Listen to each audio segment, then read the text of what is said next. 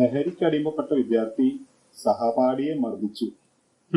എന്താ അല്ലേ ചേട്ടാ കാലത്തിന്റെ ഒരു പോക്ക്.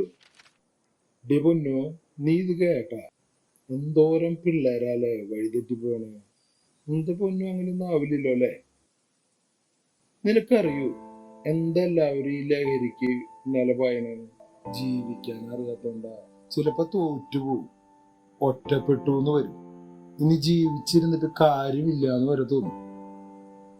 ഏത് മൂഡിലായാലും ഒരു കാര്യം ഓർത്താൽ മതി, ജീവിതം അത് ജീവിച്ചു തീർക്കാനുള്ളതാ. ലൈഫ് ലഹരിക്കടിമയാക്കാനുള്ളതല്ല. ലൈഫ് അതായിരിക്കണം ലഹരി. നിന്റെ അപ്പന്റെ പോലെ.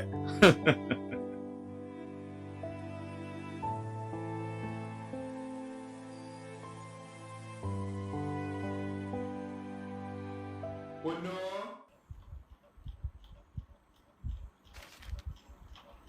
പൊന്നോ